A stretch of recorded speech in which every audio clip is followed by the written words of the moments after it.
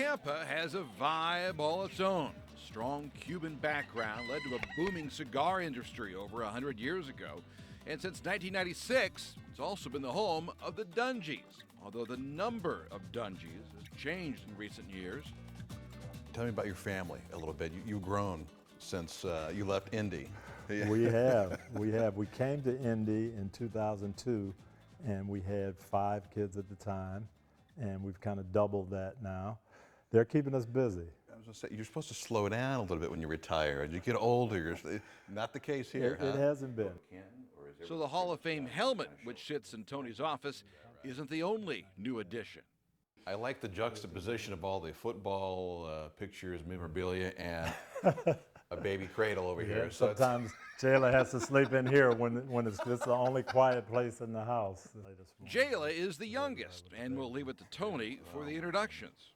Eric is 23, and then next in line is Jordan, who's 15, Jade, then Justin is 10, 6-year-old Jason, 4-year-old Jalen, 3-year-old Jaden, and then infant Jayla. Yeah, and my wife has control of all of them. Does she really have control of all of them? She does, much better than I do. His wife Lauren is a former school teacher and absolutely loves children, to the point where the Dungys have adopted 7. Can I ask why? Why adopt? We've always been pro-life, and we've always urged people not to have abortions.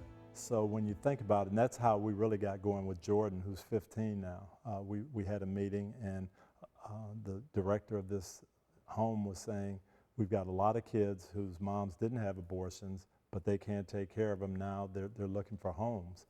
So you'd say, well, I've got to be proactive on the other side of the coin then, if these mothers do make that decision. And so it was going to be us one time, but it's turned into such a fun thing and a great thing. We just have kept going. We had family say... Tony has always preached faith, family, and football. Items around his home are reminders of that, and so is a special photo taken the night the Colts won Super Bowl 41. Normally we have the prayer right after, and then we let the media in. At the Super Bowl, we're pretty much done with the night, and a couple of guys said, you know, we haven't said the prayer yet, and that picture went viral, which was pretty special. And there's perhaps no other time in Tony's life when his faith was challenged more than it was in 2005, when Tony's 18-year-old son James took his own life in his Tampa apartment.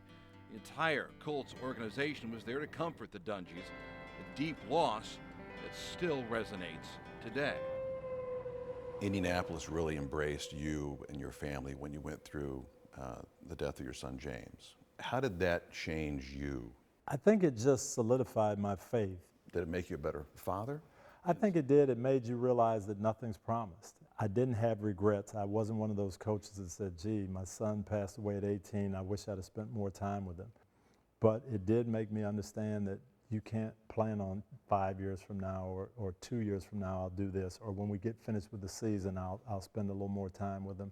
So I think it's made me better from that standpoint to understand that every one of these kids, you have to spend the time when you have it, because you don't know how long you'll have. So pictures and paintings are everywhere. Plenty of stories are too.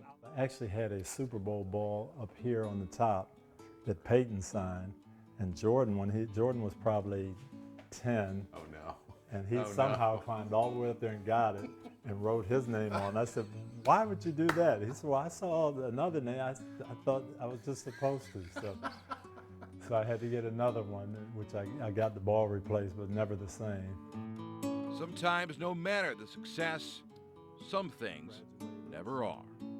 I'm reminded of the biblical verse, too much is given, much is required here. And it seems like you've kind of modeled your life post-retirement in that way. Absolutely, have you not? Absolutely, Dave. And you know, you can see looking around, we have been blessed with a lot of things. So we had a house that had room, we had time, we had resources, right. And we said, you know, a little bit is expected of us.